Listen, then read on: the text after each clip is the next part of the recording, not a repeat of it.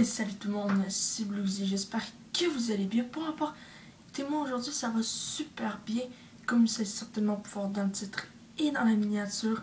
Review BD, premier numéro d'une review BD que je vous présente aujourd'hui. Pour ceux qui ont vu la vidéo achat comics BD du retour du Salon du Livre de Montréal, vous avez pu voir la seule BD que j'ai pu acheter.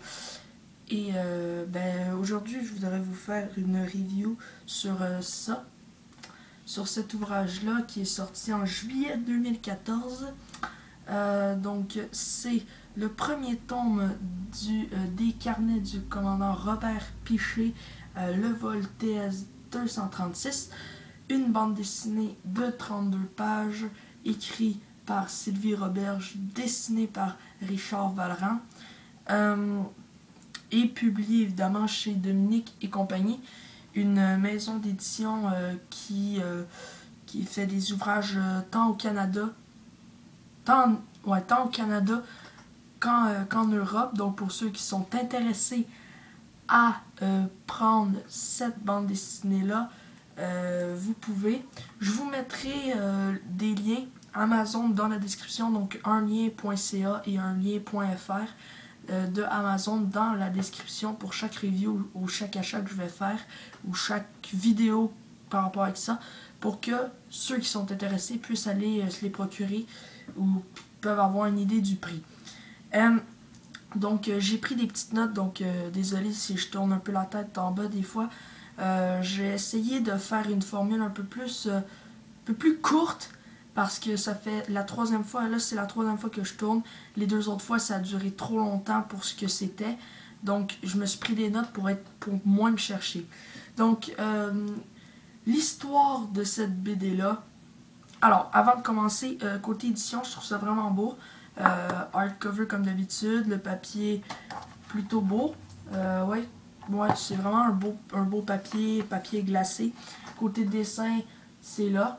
Donc pendant que je vais raconter un peu l'histoire, je vais vous faire défiler quelques dessins en vous les montrant. Alors, l'histoire en fait, c'est le commandant Robert Piché qui est au volant d'un Boeing. Donc pour ceux qui ne savent pas c'est quoi un Boeing, c'est ça. Qui est au volant d'un Boeing en route vers Lisbonne. Lisbonne, je pense que c'est en Espagne. Corrigez-moi mais je pense que c'est l'Espagne. Quand l'avion, d'un coup sec, tombe en panne, d'essence, ce qui fait que les deux moteurs du Boeing coupent littéralement.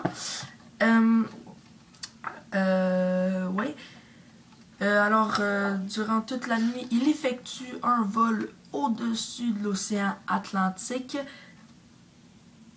Moi, j'aurais pas trop le courage de faire ça, mais bon, franchement, je le félicite. Donc, il a plané. Il y avait plus, les moteurs marchaient plus. Il a plané toute la nuit au-dessus de l'océan Atlantique pour pouvoir atterrir à l'aéroport le plus près.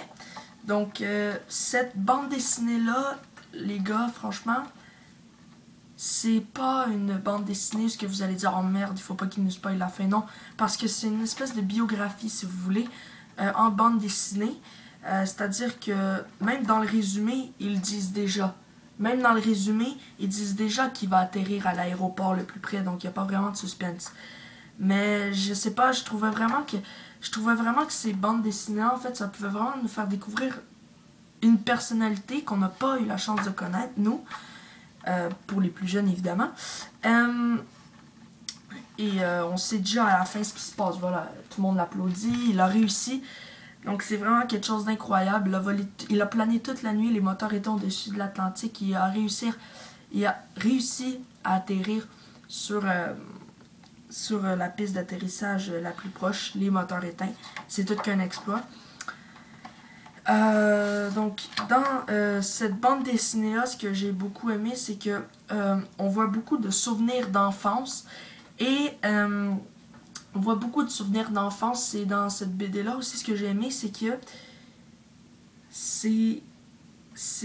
ça mélange des souvenirs d'enfance. Il y a aussi beaucoup de flashbacks durant l'action, où ce qui stresse un peu, où ce qui dit est-ce que je vais y arriver, est-ce que je vais sauver la vie des gens, ou est-ce que je vais faire mourir des personnes. On voit beaucoup on voit des flashbacks, des retours dans sa jeunesse, où ce que du style tout ce qui nous arrive dans la jeunesse, ça va toujours nous servir plus tard. Donc évidemment, il y a des souvenirs d'enfance, il nous présente un peu qui il est, il nous présente un peu où ce qu'il habitait. Voilà. Sinon, quand je vous parle de flashback, c'est-à-dire comme ça ici, ça c'est un flashback du style tout ce qu'on fait d'important dans la vie, ça va nous servir plus tard. Donc ici, boum, une scène d'action et paf, on a un flashback qui retourne dans sa jeunesse où ce qui tombait en panne d'essence ou un problème de voiture avec ses parents alors qu'il s'en allait à quelque part. Franchement, j'ai trouvé beaucoup de fraîcheur et j'ai vraiment trouvé cette bande dessinée-là très, très, très intéressante. Évidemment, il y a 2 points faibles. En fait, 2 points faibles. C'est pas des points faibles énormes. Parce que côté dessin, c'est correct. C'est des dessins style BD. Ça va. C'est vraiment tout ce qui est au niveau du contenu. J'ai vraiment été refroidi à certains moments. Surtout au niveau du nombre de pages. Je trouve que, oui, en même temps, vous allez me dire, ouais, Blue, c'est une BD, c'est pas un comics, ça contient pas 100 pages. Je sais, les gars, ça peut contenir environ 40-50 pages, mais je trouve franchement que 32 pages, c'est vraiment pas beaucoup. Franchement, j'aurais voulu en avoir plus. J'aurais vraiment voulu en voir plus. Je trouve que 32 pages, c'est un petit peu trop minime. Je pense que ça va emmener aussi sur un autre point faible que je voulais vous dire. C'est aussi par rapport au contenu. Et ça revient aussi au nombre de pages. Je trouve vraiment des fois qu'il y a des coupures secs. Il arrive au début, on lit à peu près 3 pages. Et voilà. Hop. Et pouf, d'un coup, on sait pas pourquoi, ça y arrive le matin à l'aéroport, prête pour le voyage, prête pour le décollage. Et ça a vraiment amené au nombre de pages minimes qu'il y avait. Mais bon, après ça reste des petits points faibles, mais franchement, ça m'a un peu refroidi là. Des fois, j'avais vraiment le goût de dire pourquoi ils n'ont pas plus développé.